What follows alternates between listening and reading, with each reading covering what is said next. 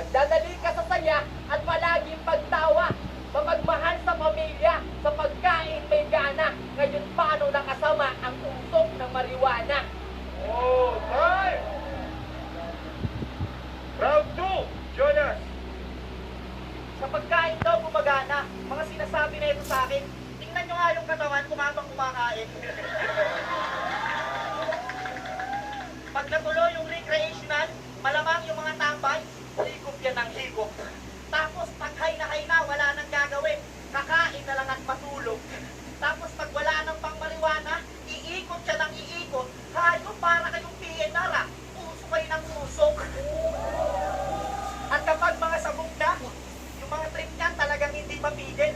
Alam nyo yung nananahimik ng pusa, gagawin nilang igil. Talagang advance. Talagang advance kung mag-isip. Etong mga loko. Lalo na pag nagugutom na, yung panapong ng kapitbahay, kaya nilang gawing adobo. Iba kasi yung tama sa kanila ng marijuana. Puro kalokohan. Parang mga baliw, wala namang nakakatawa. Tawanan ng tawanan. Ba? Tawanan kayo ng tawanan, lalo na kapag nagsempuan, ikaw yung napagtripan sa tambayan, wala ka na magagawa, aalis ka na lang. Kaya alam mo na ngayon, yan yung mga pangit na side. Umatako, umaayaw, umalig ka na lang kasi sa akin para wala nang pagtatalo bayaw. Kaya inuulit ko, sa pinagtatanggol mo, wala akong galit. Huwag lang abusuin yung gamit para yung imahe ng marijuana ay hindi pumapangit. Round 2, JK. Alam mo yung mga sinasabi mo kung saan hikita ng hikitan. Mga katulad mo yan na walang disiplina at pinag-aralan. Hindi mong alam gamitin, pero hindi alam kahulugan.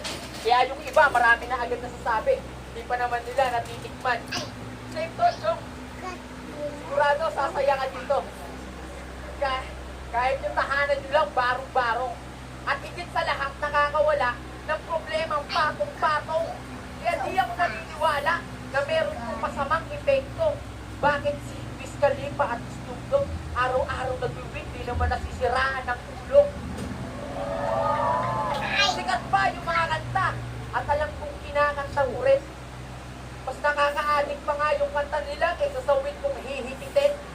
Nakilala lang kasi itong illegal sa Pinas kasi pinusgahan muna bago alamin. Kaya paano nyo nga maiintindihan kung ayaw nyung intindihin? Naiintindihan mo ba? Kapag nasobrahan ka dito, makakatulog ka lang dito. Gagawin mong tawa, kain, tulog. Kaya paano makakasira ng ulo? Kaya pag every naligan, baka lahat tayo maging happy-happy. Happy-happy. At baka mapakwality, pati si Mundo Rap. Time! Round 3, huling round. Magiging kayo para sa dalawang to. Round 3, Jonas. Kung ano-ano pinagsasabi, huwag mo nang niloloko mga tao. Kain, tulog, tawa, ayaw mo magtrabaho. Maling-mali kasi wala mo nang ipaglaban. Maling-mali kasi talaga. Isipin mo, sa illegal nga lang, inaabuso na. Paano pa kaya pag legal pa? Huwag mo nang hintayin yung susunod na henerasyon ay mas lumala pa. Malamang yan yung iba magnakaw na para lang makabili ng marijuana. Di ba? Malamang yan, magnakaw na yung iba para lang makabili ng marijuana. Kaya dapat medical lang. Iniseta lang sa may sakit. Gamitin lang bilang gamot. Huwag gamitin pang pasingkit.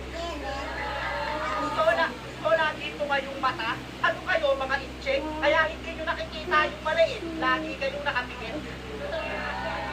Napapala ko mga soundtrack ko kay Wiz Khalifa, Bob Marley, Tupac, Boltads, Ron Henley. Gusto nating naka-420 habang yung soundtrack nila Cindy. Gusto lahat ng marijuana, paklawin, okay lang sana kung maraming money. Pero kung gusto mo talagang marijuana, may payo ko sa'yo, Chong. Huwag ka na mag-choke. Tirahin mo ang coke. Pero inuulit ko ba yan? Sa pinaglalaban mo, hindi ako nagagalit. Huwag lang apusuin yung gamit.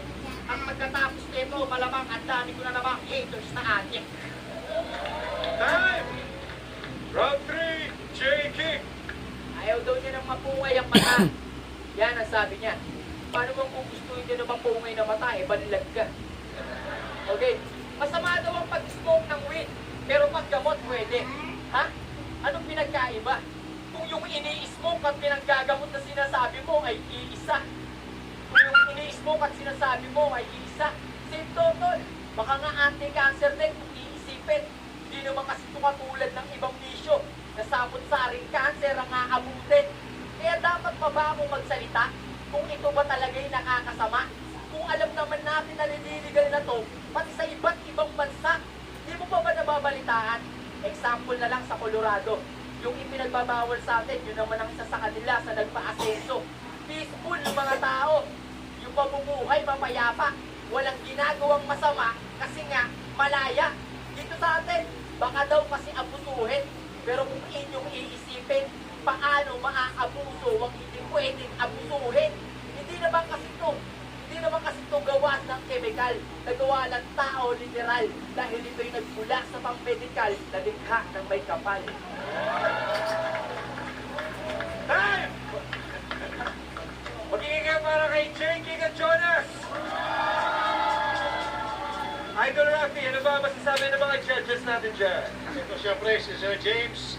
Sir James, ano ang masasabi mo? Magaganda nila, no? Pero tandaan lang natin, dati akala ng mga doktor, ang sigarilyo okay sa kalusugan ng tao. Pagdating ng ilang taon, nagbago na naman ang opinion nila. So, siguro kailangan ingat lang tayo sa nag-battle na ito dahil medyo marami pa tayong hindi nalalaman. Okay, punta naman tayo dito kay Coach Chot.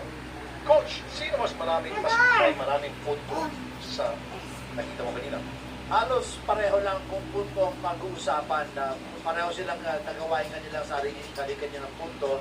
Pero naalala ko sa lahat yung sinabi ni Pac Medical na yung pusa maging eagle.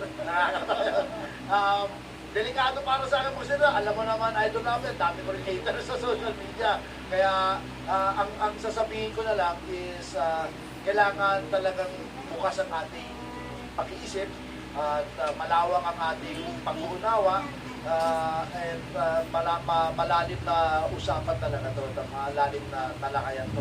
Pero para sa akin, maganda yung nakikita rin ng ating mga viewers, mga parehong sides at marami pang kailangan pag-usapan. Ayun, si Sir Chot Reyes. Okay, nga naman, si Sir Ron. Sir, ano ang take mo? Sa akin naman, gusto ko yung mga bawat punto nila na wala akong alam doon sa sinasabi mo. Salamat at nakikinig kayo ng musika. Thank you. At yun, J.K. una daw, gusto ko yung pagkakadapit mo ng word na momay. Talaga nga namang nasa puso at talaga alam na alam mo talaga ang mga salitaan. At yun nga, sabi nga ni Coach John, yung pusa gagawing igit. Yun, tutik na. Parehas na may rebuttals, 1 point, palintigyan ko sila ng pareho na puntos. Yun nga, yung pagkakasabi nga ni JK na mapapa-quality si Idol Rafi. Ayan, talaga nga naman, sigurado ba talaga? Ako wala kasi ako alam sa akin, wala akong experience sa mga ganyan bagay. Kaya, Paano hindi ko tayo? alam, pag ako, ano lang, quantity or quality. Masasabi ko lang dyan, dapat nasa tamang tawas nung gulang ka at unang yung pag-iisip sa mga desisyon na ganyan. Yun lang. Ano mga tol, nabuhayan ba kayo sa laban na yun? Ang ganda ng topic, di ba? Sino sa tingin nyo nanalo? Kung sa tingin nyo si Jonas, magingay. Kung sa tingin nyo na si JP, magingay.